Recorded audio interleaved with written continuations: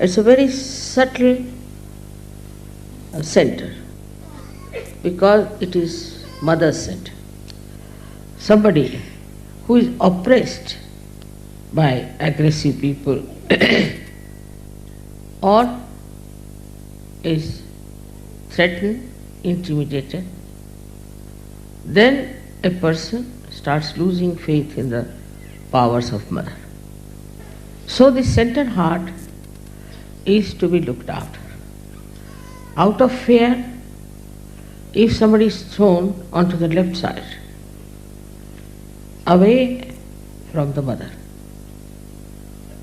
because she is the one who gives us confidence, who gives us courage and bravery. But if you are frightened or if you are under fear, also you can be thrown to the left side. And you can get into all kinds of diseases which are very serious, incurable as they call them. Another thing is, if you are driven by your senses into indulgences without any dharma, then also this central path throws away, you can say, you to the left side, because you are not worthy of being at the lotus feet of the mother.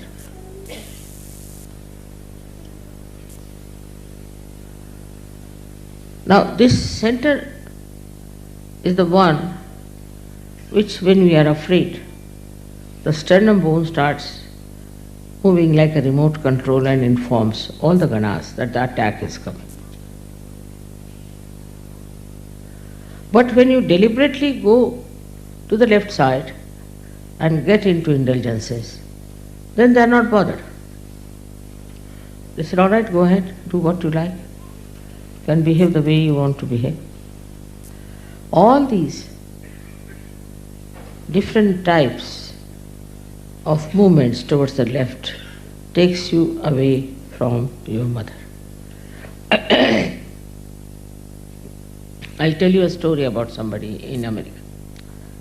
He's a very old Sahajogi Indian. He came out of his shop where he was working and got into his car. There was one man sitting with a dagger.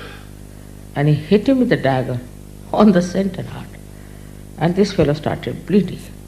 He said, I don't know what happened to me, mother. I got such strength. I caught hold of him and I started fighting with him and I took the dagger from him. He had the handle and the dagger came into my hand. And the fellow ran away. But still I was not worried about my bleeding. What I did, I called my colleague who was coming out of the car. I ran after him. And he took me in his car for half an hour searching that fellow. They didn't go to the police. And then they went to the police. The police was surprised. The whole shirt was full of blood. He said nobody would believe. Even the police was shocked. For half an hour you were searching this fellow. Why didn't you come to the police? He said it would have taken half an hour for you to come, so we thought better do it ourselves. See the courage.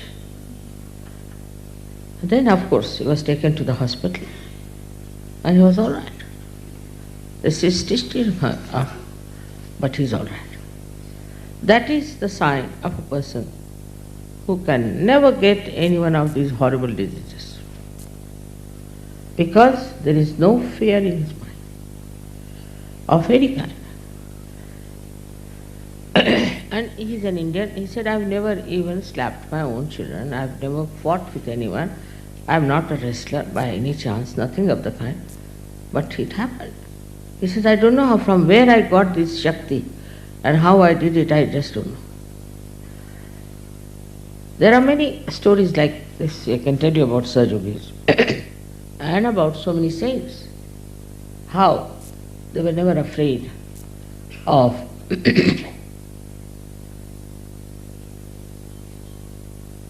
attacking someone when somebody attacks them, or of protecting themselves from all kinds of horrible things with their courage. This is something one cannot believe sometimes. But it is happening every day. I get letters from people how they have been courageous. If you believe in the goddess, then know that she is extremely powerful. She is very intelligent, and if she has to protect you, she will protect you out and out in such a way that you will not know how you have been protected. But this faith has to be developed.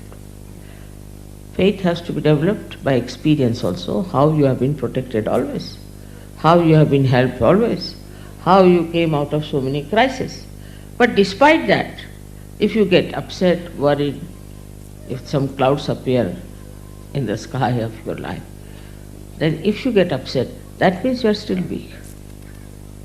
So first thing, if you are really worshipping the goddess, then you should have no worry at all of any kind, and you should have no fear at all. Go ahead, fearlessly. Whatever you are doing, do it fearlessly. But at the same time, I have to tell you the other side, that one should not go about like a zombie. It doesn't mean that. Saying all kinds of nonsensical things of the right side. But if you have to do something, do it with clear-cut ideas and also without any fear. So all her powers will start manifesting it. A man who is fearless has nothing to worry about his sleep, his well-being, nothing. He is fearless. Again, I say fearless doesn't mean that you go on hitting everybody, saying all kinds of things. No. It means that you are fearless. Anybody who attacks you, you can always protect yourself. I mean, this story I told you because this was not a protection which was from within, like goddess protecting them, but actually protected himself.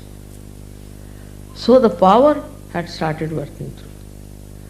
You should allow your mind, your body to project these powers.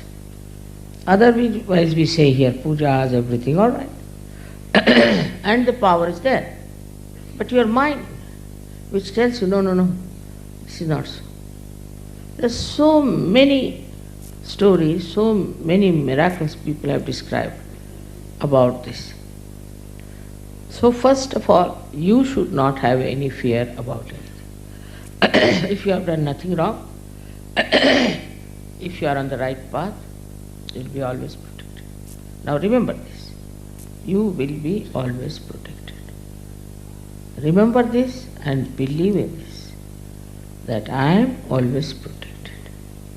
This is something very difficult, because perhaps our mind gives ideas, oh God, what will happen now, what is going to happen, this thing, that.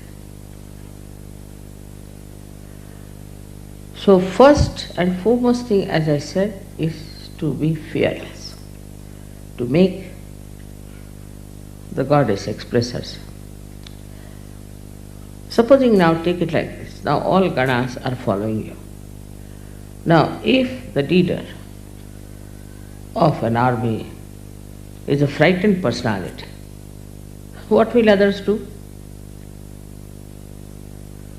Thus you become dependent upon yourself. This faith also must be developed. I have seen people who are sick, so they must come and see me. Because they do not depend upon themselves, they can cure themselves. There is no need for them to come and see me.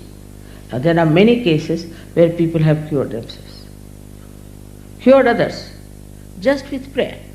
But the faith, when it is not matured, then they think I should treat them, I should touch them, I should do this, I should do that. I have stopped it. I used to do once upon a time. Reason is, now you depend upon yourself. Not only that you can help yourself, but you are going to help others. But if you do not have faith in yourself, that you can cure, you can look after yourself, you can protect yourself, so the whole thing becomes like all the time the mother has to do the job. Now you, first of all, you have to feed the little baby. All right? You can let him eat, look after him, do everything. But when he grows up, then he doesn't want his mother to feed you. In the same way, the Sahaja-yogis now, how many years I've been working? You have to grow up, dignified, and you should mature so that you can yourself do things properly. This maturity is there because your mother has blessed you. All her powers she has given you, every. But one power of patience is difficult. You have to be patient like your mother. You might think it's very difficult, but try to. Must have patience, first of all, with yourself. I know many people who think they are spiritually nothing and they have not achieved anything. This is absolutely a sort of a escapism, that you want to escape your personality. Just see, if you introspect, you'll find out that you have developed into a real spiritual giant now. Nobody can touch you. You can do everything. You can look after yourself. You can support others. Whatever are the powers of all these that they were singing yesterday, all these powers are manifesting.